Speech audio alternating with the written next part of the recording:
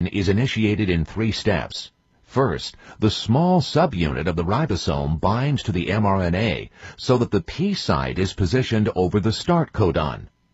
Second, the initiator tRNA with N-formylmethionine attached binds to the mRNA through base pairing between the codon and the anticodon.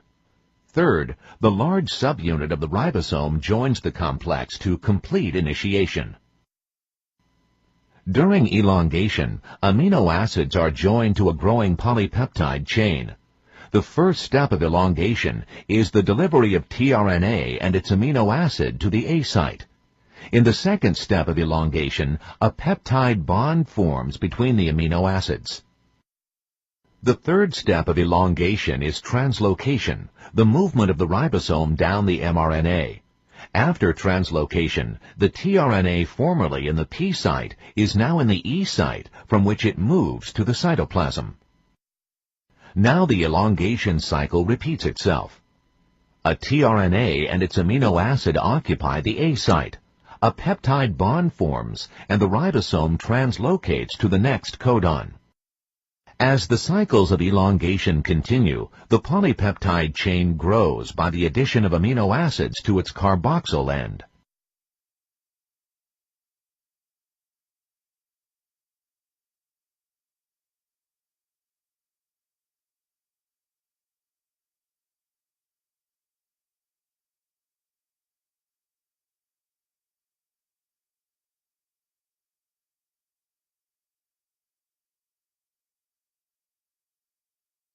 The last stage of translation, called termination, takes place when the ribosome reaches a termination codon. Release factors bind to the termination codon, causing the release of the polypeptide chain. The ribosome then translocates one last time. The tRNA and release factors exit the ribosome, and then the ribosome dissociates. Remember that several accessory proteins not shown here also participate in translation. Let's design mutations in the coding region of a gene and discover their effects on the protein sequence. In our first example, let's change a C in the mRNA sequence to a G. This mutation changes the codon from CUG to GUG. When the ribosome reaches the mutated codon, it inserts a valine into the growing polypeptide chain.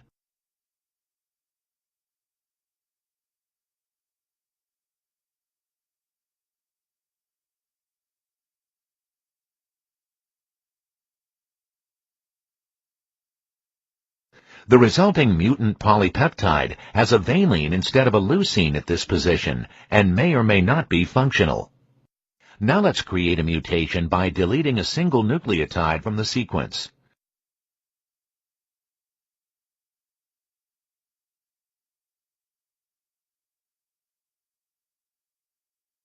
Notice that the reading frame downstream of the mutation has been altered. In this example, the first altered codon is now UGA, a stop codon, so translation results in a shortened polypeptide, which is likely to be non-functional.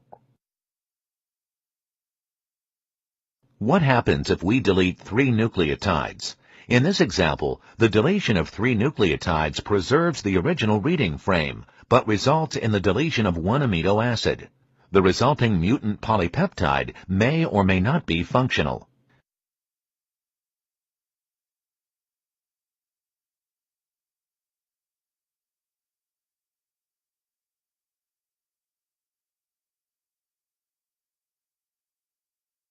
As our final example, let's look at an insertion mutation, in this case an insertion of 2 guanine nucleotides.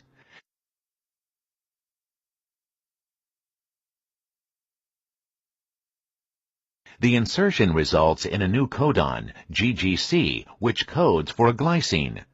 In addition, a 2-nucleotide insertion disrupts the reading frame, and in this case, the next codon is now UGA, a stop codon.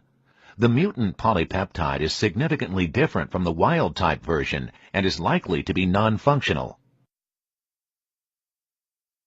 Note that an insertion or deletion of 1 or 2 nucleotides results in a shift in the reading frame of all downstream codons.